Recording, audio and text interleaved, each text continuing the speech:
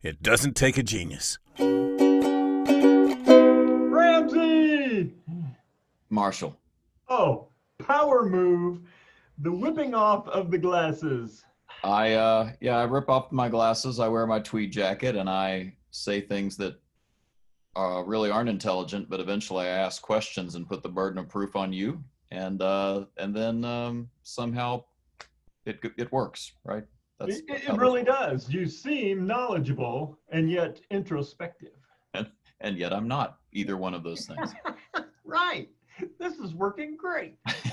So I'm in a hotel room where apparently the internet is poor enough that I can't even load a virtual background to match yours. But this is appropriate because this episode, Mike Marshall, is all about you. It's all about me. As finally, episode 31, we finally get to me. So we talked the last two episodes. Is that right? The last two episodes before the one that's about to debut, and then there's this one. Anyway, the point is, we did a couple episodes on Wrestle and Grow, which is the motto of HipSocket, my little coaching practice. And you go by the moniker Success Amplified. And I see behind you a nice stack of Marshall amplifiers. I'm more of a Vox man myself, but I mean it's very nice and it's fitting. So we're going to talk about what makes you you, and some of the key kernels of what you bring to your clients. And could you just go ahead and repeat what you what you said before we started recording It's about it's not funny. People, and I do this all the time. People think I'm saying funny stuff. Actually, what I'm sharing is parts of my life that other people find hysterical. So we were talking to one of our fellow mentors. I was talking to one of our fellow mentors, and he said, "What's Ramsey doing?" And I said, "Well, he's got this thing he's doing around, the ancient Greece and dialectic and wrestle and grow."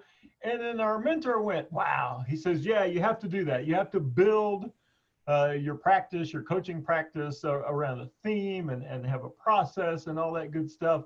And as he said that, I just went cold. I was like, I don't have one of those. So I even went on my own website. I went on my website to find out what I do. It doesn't say it. It talks about me. I have testimonials, but nowhere on there does it say, "Oh, this is what Marshall does." So I come to you, an open book. Yeah, this is great. It's like, I mean, you're being coached on air. I mean, I think this is fraught with possibility. I can smell greatness, and I can't wait. I would like to say a couple things to get this ball rolling. It's funny how the imposter syndrome always shows up, right? Because here you are saying, "I don't know what I do," and you and I started in the automotive industry at roughly the same time. And obviously, you've always been sort of the big brother to my little brother. I've always looked up to the material that you bring and the expertise you bring. So it's hilarious to sit down here and have you go, you've got a thing. I don't have a thing. You got like 20 things, right? So there's that. And the other thing is, I have been with you for close to 2 decades now. I mean, we're honing in on that, and your client retention is off the chain. So obviously there is something there, right? There's something. So what we're doing here is peeling this back, and it's just going to be so interesting to hear how this develops. And I think it'll be educational for everybody to see a coaching process happen, but also there are some real nuggets of how you approach your work that I am desperate to get to the fore here, because I think it's helpful to anybody who's trying to, well, dare I say it, amplify their success. So, are you ready for this? I'm a little scared, but I'm ready. Okay, so this is quasi coaching, right? Because we're not sort of defining your agenda and so on, but we're trying to piece this together. The the first obvious question I think is success amplified. What do you mean by that? Well, I got to looking at who do I work with, well, and who do I work with that I have the most success with. Yeah.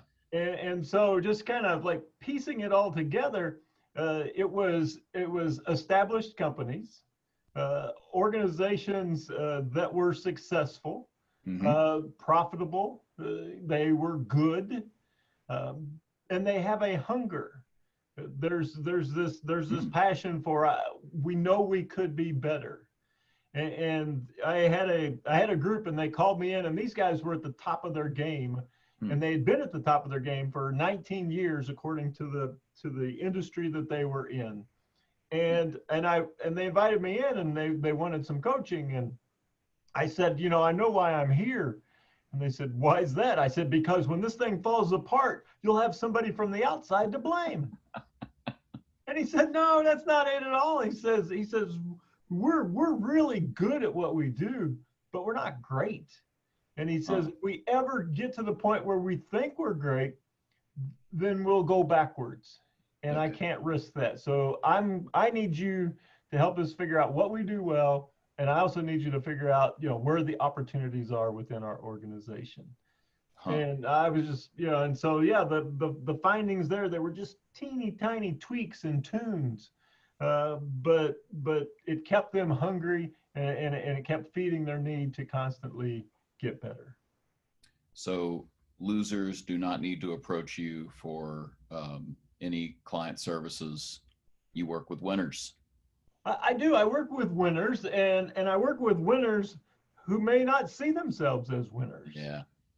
And so they're successful, and they're profitable, and they've got good employee retention. They've got all these things going, but they know that there's more to it. Yeah. And one of the things I look for is when I meet the owner or whoever's the chief day-to-day person, they invite me into their office. The first thing I look for are books. Is there a library behind them? Is there materials? I might even ask them, what was the last book you read? Things like that, just to get a sense of, do they have a desire to learn? Do they have a curious mindset? Yeah. People who want more, have a desire to learn, and are curious. Yeah. Man, we can do anything. So, you literally said good and great. So books for you, like good to great, I'm going to guess. I don't think we've ever actually talked about good to great, but that's the kind of framework where you're figuring out things that are under the control of the organization to take it from here to here, but you can't do that unless like they're willing to go there, that they want to go through that process to get to the next level. Well, as part of this discovery process, as you were talking, yeah, I'm a fan of Jim Collins's book, Good to Great. One of the things that occurred to me was a lot of times I meet the owner or the chief leader, and he's got this hunger, but then we find middle management might not share the same hunger. So they're working along, and they know that things are good. Yeah. And they're doing good, and so there's a lack of hunger within them. And so, yeah, now that as you're talking, I'm thinking a lot of times that's where I spend my time is with the middle management. I'm trying to figure out, what do they do well, what do they want, what are their goals, and do those goals align with those of the owner or chief day-to-day person. What's the biggest challenge of that middle management level getting unlocked? Well, I think we've talked about this before. It's the lack of discomfort. And remember, discomfort takes two forms. It can be pain or attraction. Yep. And so one of the things that you have to do is you have to dig down deep and figure out, okay, where's their pain, and do they have any attraction? Is there anything that they aspire to be? And if there is, can we align our resources? Can we align our efforts towards that? And lacking that, then we have to talk about what are the organization's discomfort? What is their pain and attraction? Yeah. And can we get them to buy in and work towards whatever it is that's the larger overall organizational goal?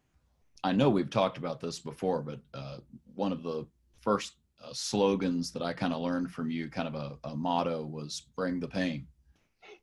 You know, that you had to sometimes point that out to them and ask the right questions to make them go, "Oh man, yeah, we missed that. Oh, we could have had so much more," or "Oh, that's costing us so much money," or whatever it is that is the pain point. So that's part of how you do it. But you do it in different venues, don't you?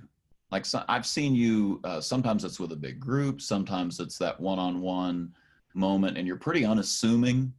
You know, you just kind of go along conversationally. But I have been around you long enough to know that, as near as I could tell, the first 10 years that we knew each other, you basically put your daughter to bed and then stayed up all night reading, as near as I can tell. I think that's how you actually ran your life for at least 10 years. So the knowledgeability is a part of this, is my guess. Am I all wet, or is that accurate? No, that explains the emails that you received at 1 a.m., 2 a.m. Yes, Yeah. It was just, I didn't wake up and have an idea. That's when I did my best work. So, and whether it was knowledge gain, or it was thinking about a particular client and, okay, how do we approach this? Here's what they want to achieve. How do I marshal the resources, pun intended. Oh. And a lot of that was centered around questions. Mm-hmm. And so, yeah, I'm always looking for the next great question. And the question is designed to do just what we talked about, to create discomfort, either to raise awareness of a pain or to raise awareness of an attraction. Mm-hmm. One of my favorite questions here recently of salespeople is what way is dealing with you better than going online? Yeah, love that. Oh, smacking him around, you know, Right. and you get to two neat places. One is you get them to share their strengths. Mm-hmm.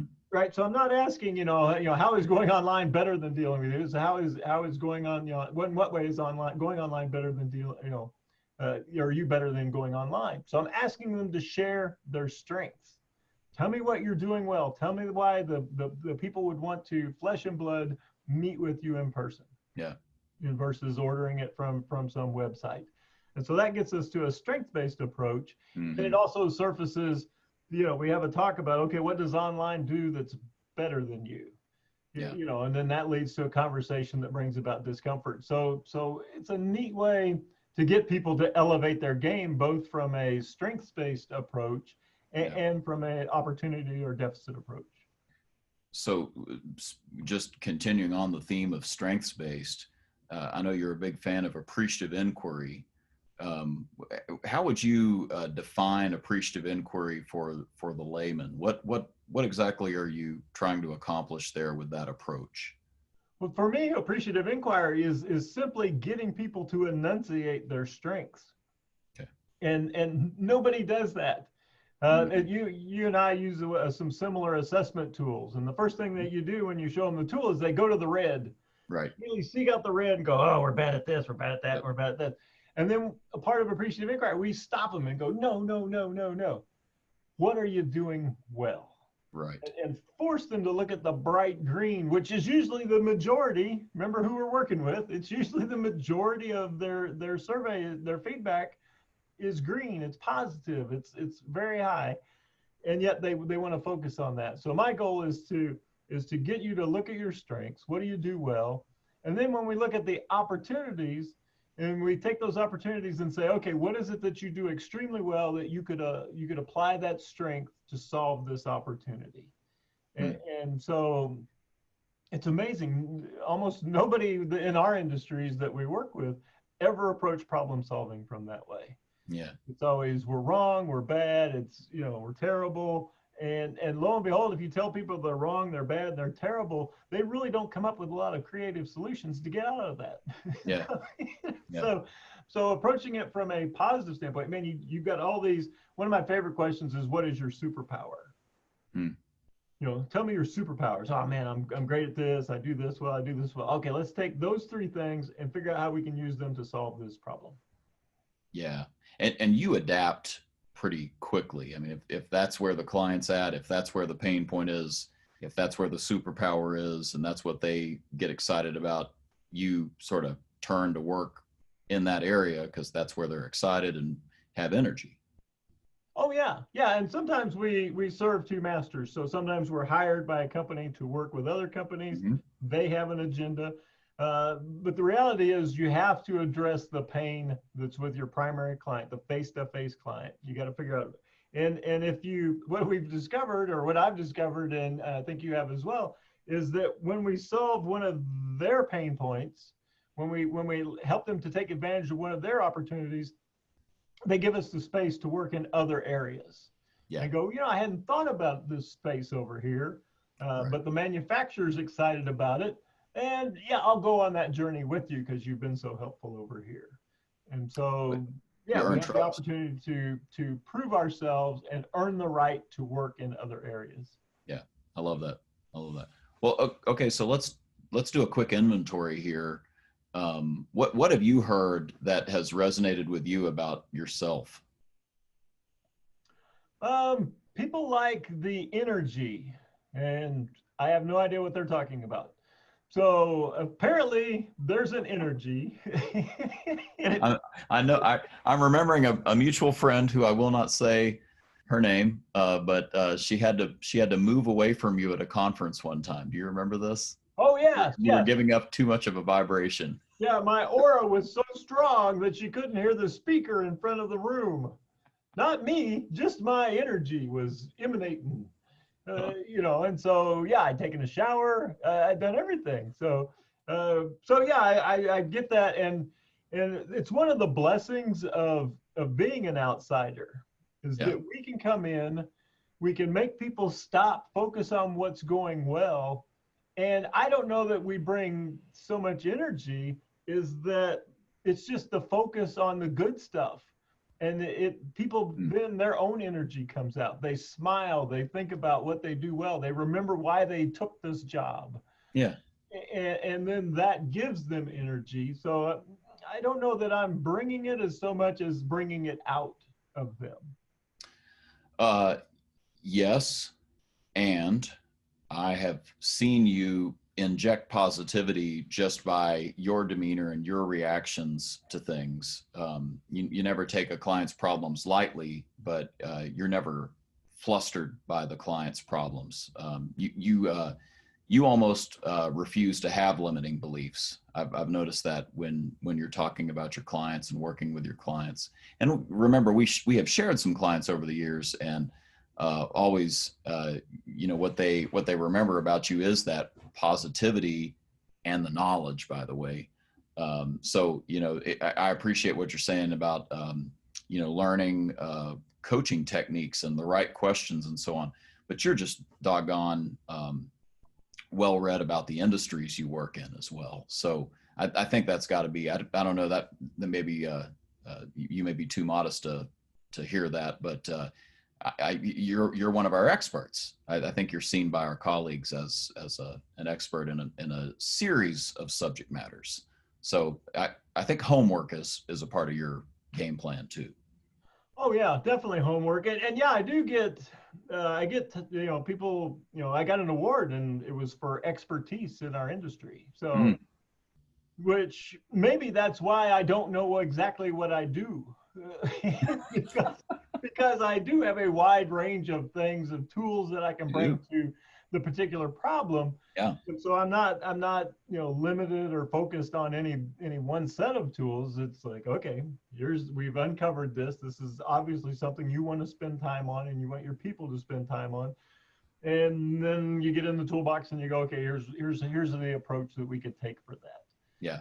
And so, yeah, it runs the gambit. So I'm very very blessed that I am curious, and the love of learning is translated to I have a lot to bring to this. But as you were talking, another thing that I can recall hearing more than once is the ability to simplify. So I listened to all this stuff, and one guy he calls it my business card slogan. He says, every time we talk about something, we'll have this long conversation, and then you sum it up in a business card slogan. It would just fit on a business card, and here's the problem, or here's what we've talked about. It just blew his mind. Yeah, we could take all this in. And so I do see things in as people are talking, I see them coalescing into themes and buckets and groupings and things like that. And then that allows us to, instead of a big nebulous challenge, it allows us to go tackle the individual pieces of this thing and ultimately conquer it. So if I were to ask you to think this through like the golden circle of Simon Sinek and talk about the why and the how and the what, I think we've hit on all three to some degree. So I don't want to put words in your mouth, but if you were to start with the why, what would you say is what gives you life, what energizes you, what excites you about the clients and the work that you do? Well, in 1994, I went to a workshop, and they had the exercise where you write the sentence that's supposed to go on your tombstone. Yeah. And the guy talked about you either write it and then go try to live it, or you wander through life, and then when you're done, other people will write what they think it was. Mm-hmm. And so I wrote mine. It took about 6 months, and I wrote mine, and it's very simple. And so my why is that I will lighten and brighten the life of every person that I meet. And Say it again. I will lighten and brighten the life of every person that I meet. And so lighten, humor, let's have we can have a little fun, and then brighten is can I bring some learning to this opportunity, right? Mm-hmm. Something to be taken away from that. And so that forms the why. And once you have that, it becomes extremely easy to decide what to do and not to do, and who to work with and who not to work with. I had a organization call me, and they said, we want you to work with service managers and help them get better at reading their financial statement. Okay, I'm a pretty optimistic guy, but I'm not seeing how I'm going to lighten and brighten anybody's life pouring over a financial statement. So right. I don't think I'm the guy for this. And so I said, there's other people out there who would be passionate about this and do this. And so I let it go. But it's easy to make that decision when you know what is your why. Lightening and brightening requires some studiousness, just like we were talking about. It requires simplifying things for people. It requires a positive approach. It's all the things you've just been saying, isn't it? Well, I think we've reached a really good place here, Mr. Lindsay. Ecumenically, I never thought of it quite in that fashion, but yeah. Well, and I think that's one of the neat things about the exercise we're currently involved in, is that I can see this for everybody else. I can look at anybody else's organization and other people, they come to me and they go, here's what I'm thinking about. Can you help me make sense of this? And then within seconds, I can go, okay, this is where it seems to all be pointing. Yeah. And then when it comes to me personally, can't do it. Yeah. Hence the need for a coach. Well, and I don't know that I'm totally in pay dirt myself, but the fact that you notice that I've got some clarity on my vision and purpose and mission. Guess what? Hired a coach for that. Brian Brown, Coaching to Lead, out of Atlanta, Georgia. That's who I've worked with for the last 2 years, and I mean, it's like being picked up and taken outside of yourself and looking down at the whole scenario, the whole context that you're in, and being able to see the map finally, instead of being down in the jungle, in the forest, stuck just seeing the trees around you. So I think you're 100% right about that. And again, I think that's part of what you're bringing to people. You're bottom lining things for them. You're showing them a positive perspective of things that are working. And oh, by the way, you happen to be incredibly knowledgeable about the things you're talking about and can help spur them into action. So doesn't it always boil down to awareness and action? Once they have awareness, they take action. And we can help you with both sides of that equation as coaches. Oh yeah. There's never a shortage of ideas. Yeah. We work with people, and we've done this exercise a million times. You go around the room and, okay, everybody tell me how many years you've been in this industry. And you got 10 managers, and you add it all up, and it's 175 years of experience in the industry. Right. It's never the problem of ideas and things like that. The problem is, the focusing, raising awareness, and ultimately committing to action. Yeah. And picking one of those things, one of those good ideas that's already in the room, and figuring out let's go forward and do that. Great. Well, to summarize where we've reached here, I would just be curious, what's been most valuable that we've talked about today, Mike? Well, I think the conversation around, right, who do I enjoy working with? That actually brought some clarity to me. I never stopped to, I was picking and choosing, but I never had thought through why I picked that person, why I didn't pick that person, why I picked that organization, didn't pick that organization. And so I obviously had things in my head. Sure. I had a list, a checklist, and I was using it. I just wasn't consciously aware of what it was. Love it. Well, I have been just honored to get to work with you close to 2 decades now, and it's fun to hear you sort of process all the good stuff you've done for people the whole time I've known you.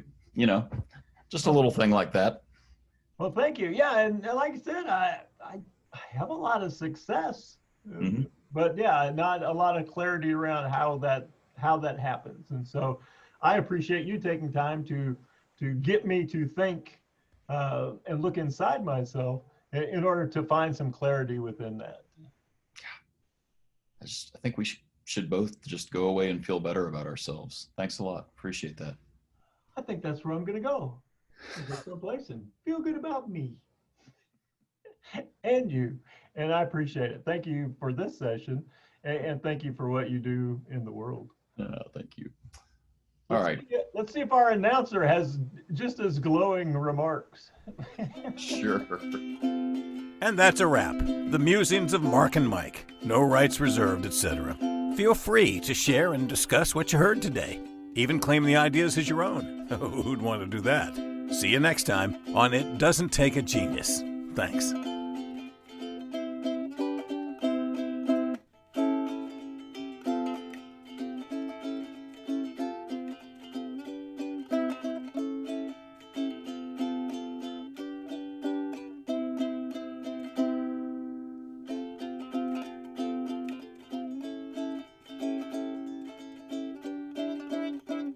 That's good enough.